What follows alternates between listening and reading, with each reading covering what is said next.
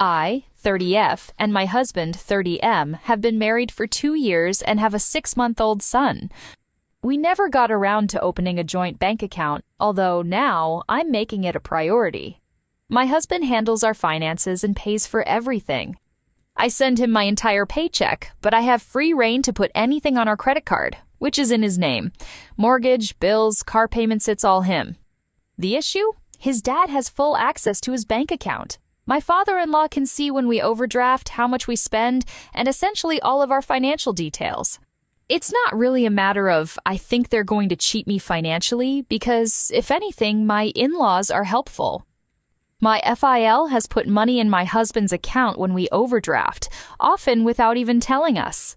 My husband also makes double what I make, so financial control has never been something I questioned too much. Still, it unsettles me that his parents know everything about our finances. I brought it up once, and my husband didn't see the issue. They openly discuss money, which is vastly different from how I grew up. To be fair, my in-laws have been incredibly generous. A few years ago, I lost my job, and my FIL transferred money to my husband's account whenever we overdrafted. No questions asked. They paid for our wedding, covered a lot of expenses when our baby was born, and even sent us $50,000 to pay off my husband's student loans. Because of this, I never pushed the issue. I didn't want to start an argument over something that, on the surface, seemed beneficial. However, things took a turn recently. Last week, my husband left his laptop open, and I saw an email thread between him and his dad. My FIL was not just monitoring our finances, was actively involved in decision-making. He had been sending my husband emails about regulating our spending habits, making comments like, "You should cut back on how much she spends on non-essentials." I scrolled further and saw past messages where he questioned why I was spending money on skincare, baby clothes, or even coffee runs. It wasn't just monitoring, it was control. I confronted my husband immediately. He said he didn't see the big deal as Dad was just looking out for us. He told me he valued his father's financial wisdom and that it's just how their family operates. When I pointed out that his dad was monitoring my spending specifically, he waved it off, saying I was overreacting. That night, I decided to open my own bank account. I didn't tell my husband. The next morning, I set up my direct deposit to go into my new account. My paycheck, for the first time in 2 years, was in my sole control. I used it to pay a couple of bills in my name and bought a few things for myself and our baby without putting it on his credit card. A few days later, my husband noticed that my paycheck didn't hit his account. He asked about it, and I told him I opened my own account. He was furious. "Why would you do that? We've always done it this way." I told him I wasn't comfortable with his father having access to our finances, and I didn't want my spending habits scrutinized. He accused me of trying to hide money from him and said I was being ungrateful for everything his parents had done for us. Then his father called me. My FIL told me I was acting out, that I was jeopardizing our family's financial stability, and that I needed to fall in line. That was the moment I realized how deep this went. I told him, very calmly, that my finances were none of his concern, and that I would no longer be part of a system where I had no autonomy. When my husband came home that night, we had the biggest argument of our marriage. He couldn't understand why I was rocking the boat over something that had worked perfectly fine. I told him it was never fine, I just didn't speak up before. We are currently at a crossroads. He refuses to acknowledge that his father's control over our money is a problem. Me, 30M, and my fiancé, 29F, have been together for over 7 years, and we recently got engaged. We've never lived alone. We've always had roommates due to finances, but we finally hit a point where we can afford a place on our own. Only problem? Her brother, 27M, is standing in the way of that. At first, it seemed harmless. A year ago, he was having problems with his roommates and needed a place to stay. He had a falling out with them for personal reasons, his words, and my fiancée, being the kind-hearted person she is, immediately offered him our extra bedroom. I wasn't thrilled, but I agreed, figuring it would be temporary. It wasn't. Living with her brother has been absolute hell. He doesn't do any chores. He hoards dirty dishes, leaves trash in the common areas, and worst of all, he got a cat. I'm allergic to cats. He swore he'd take care of it, but instead, it poops in the litter box until it overflows, and I'm the one who ends up cleaning it because the smell is unbearable. I tried to gently suggest a cleaning schedule. He flipped out, started yelling about how I'm always nagging him. The argument escalated, and my fiancé ended up crying because he was being so nasty to me. That was the first red flag. The second red flag was when I found out why he really left his last apartment. A few months ago, I ran into one of his ex-roommates at a coffee shop. I casually mentioned that he had moved in with us. The guy gave me a weird look and said, "Good luck with that. You'll see soon enough." I asked him what he meant, and he just smirked and shook his head. "You'll find out." And oh boy did I.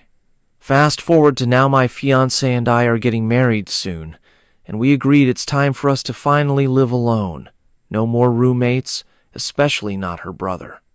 We decided to sit him down and break the news. We were prepared for him to be upset.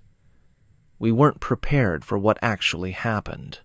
We told him, "Hey, we wanted to let you know that we'll be getting our own place after the lease is up. We're ready to start our marriage with just us two." His whole face changed. He went from irritated to absolutely furious. "You're just going to throw me out after everything I've done for you." "Excuse me? Done for us?" He kept ranting about how we owe him and how family doesn't abandon each other. He started pacing and breathing hard like he was about to punch a wall. I had never seen him like that before.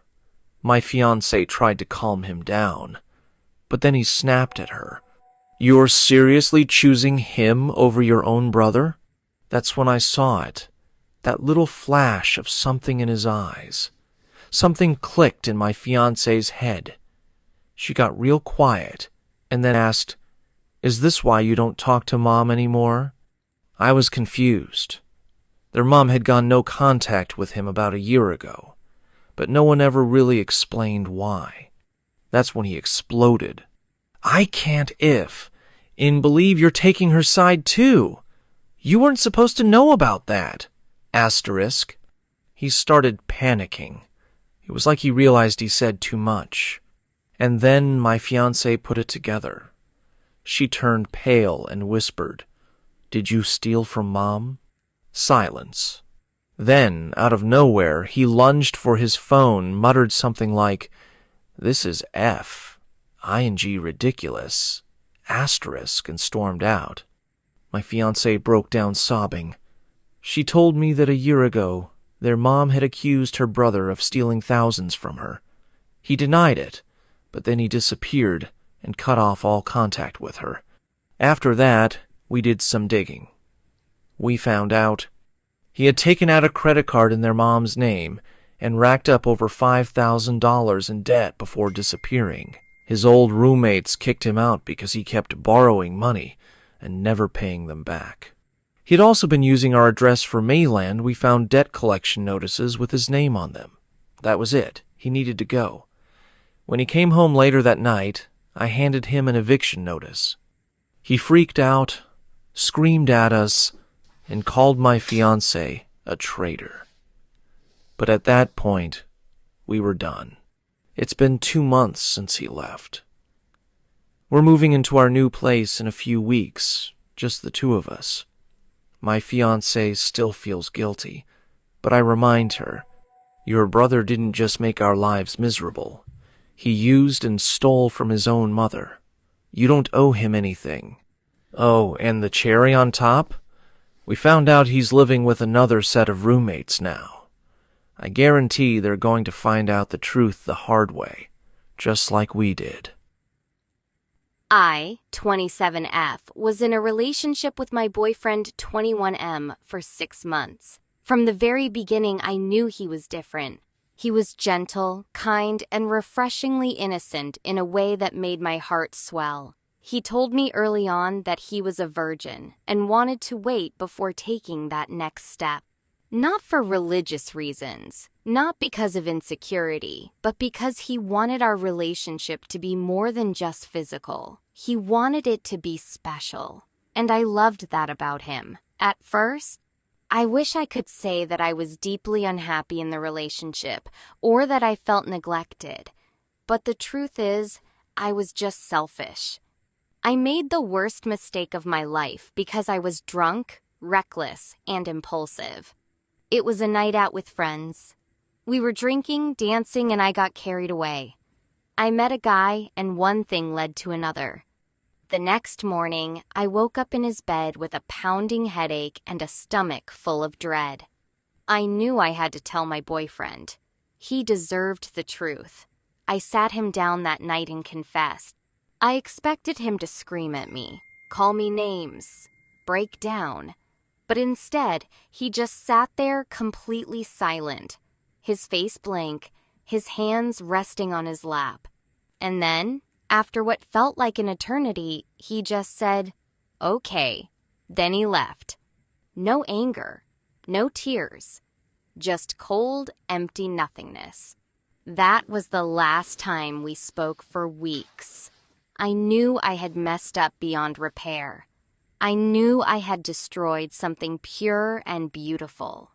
And yet, the longer we were apart, the more I realized just how much I missed him. I missed the way he would tuck my hair behind my ear when I was talking. I missed the way his face would light up when I laughed at his jokes. I missed the way he would get all flustered when I kissed him unexpectedly. So, I did something stupid. Again, I texted him. "Can we talk?" I didn't expect a response, but to my surprise, he replied within minutes. Yeah. I went to his place, my heart pounding. When he opened the door, I nearly broke down right there. He looked different, harder, stronger, colder, like he had shed his old skin and stepped into something new. But he still let me in, and when I asked him if we could try again, he said yes. For a moment, I felt like I had been given a second chance at happiness. Like maybe, just maybe, we could heal. But then, something nagged at me. A whisper of doubt I couldn't shake. One night, while we were lying in bed, I asked him, "Did you see anyone else while we were apart?" He hesitated. Then, finally, he nodded. "Yeah, I did." My stomach twisted. I forced myself to ask, "Did you sleep with her?" He looked me dead in the eye and said, "Yeah." I felt my heart shatter. I know how hypocritical that sounds. I know I was the one who cheated first. But hearing that he had given something so precious, something he had been saving to another woman, made me feel like I had been punched in the gut.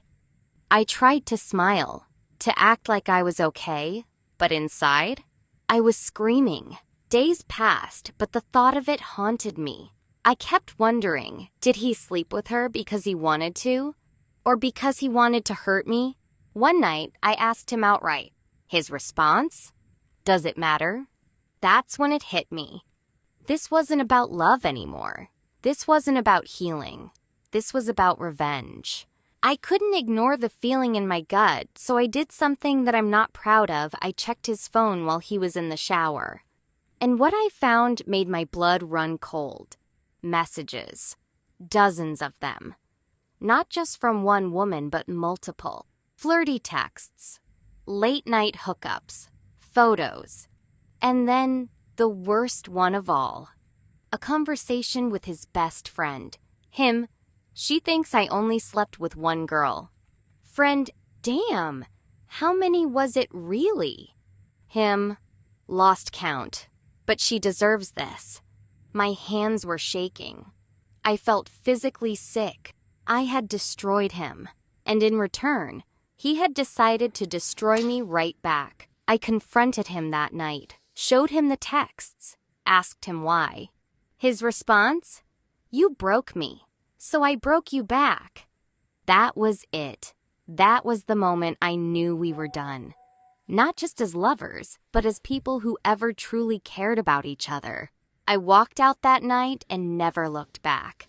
I don't know if I have the right to be heartbroken. I was the one who cheated first. I was the one who ruined things. But the pain I feel is unbearable. Because now, I don't just mourn the relationship I lost, I mourn the man I turned him into. I made him a monster. And now, I have to live with that. A couple of years ago, I made a decision that I thought was the right thing to do. My little brother, 15M at the time, was struggling at home, and I, 25F at the time, had the means to take him in. I had been living on my own for years, working hard to build a stable life for myself. I wasn't rich, but I was doing well enough to provide for him. I figured it was a no-brainer. He needed a fresh start, and I could offer him that. What I didn't realize was how much this choice would turn my life upside down. When he first moved in, I laid down a few basic rules, nothing crazy, just common sense stuff. Keep your space clean, do your share of the chores, and treat me and my home with respect. I wasn't trying to be his parent, but I also wasn't about to let him run wild. I figured he was old enough to understand responsibility. I was wrong. From the very beginning, he acted like I owed him everything. The first battle was over cleanliness. I hate mess. I have a borderline phobia of bugs, and the thought of living in a dirty space makes my skin crawl. But my brother? He lived like a raccoon. Dishes piled up in his room, trash left everywhere, dirty laundry mixed with clean clothes. I can't even count how many times I had to nag him to clean up. And every time I did, I was suddenly the villain. He started calling back home, telling our family that I was mean and controlling. He'd complain about the most basic things, like me asking him to turn the lights off when he left a room or to clean up after himself. And because he played the victim so well, my family started questioning Me. Maybe you're being too hard on him, they'd say. He's just a kid. But they weren't the ones dealing with it every day. They weren't the ones coming home from work exhausted, only to find the apartment looking like a war zone. They weren't the ones finding rotten food hidden in drawers, and they definitely weren't the ones who had to pay for everything while being treated like a dictator in their own home.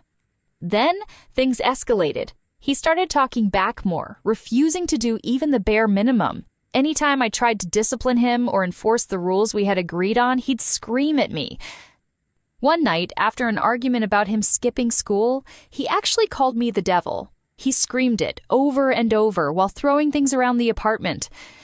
That was the moment I realized I was in over my head. The breaking point came when I lost my car. I had been working long hours, picking up extra shifts just to keep us afloat, and then one night, boom, my car broke down and I didn't have enough savings to fix it right away. Public transport in my area sucks, so suddenly, getting to work became a nightmare. I had to rely on ride shares, which drained my already tight finances. My brother, he didn't care, not one bit. He just kept making my life harder. Finally, after another massive fight, he told me he wanted to go back home, and I let him. I felt guilty. I felt like a failure, but deep down, I also felt relieved. I could finally breathe. I spent the next year rebuilding my life. I got a new job that I actually enjoy. I started therapy. I focused on myself for the first time in years, and I finally felt like I was in a good place again. And then, a few weeks ago, my brother called me. He's 19 now, legally an adult, and suddenly he wants to move back in with me. He says things are bad at home. He says he misses me. He says he'll do better this time. I should say no. Every logical part of me knows that. I fought so hard to get back on my feet, and the thought of going through that hell again makes me sick. But then there's that tiny nagging part of me that feels guilty. Because when I was his age, I was struggling too, and someone took me in. Someone gave me a chance. But here's the thing, I wasn't like him. I was grateful. I worked hard. I respected the people who helped me. I'm scared. I'm exhausted. And I just want to make the right choice.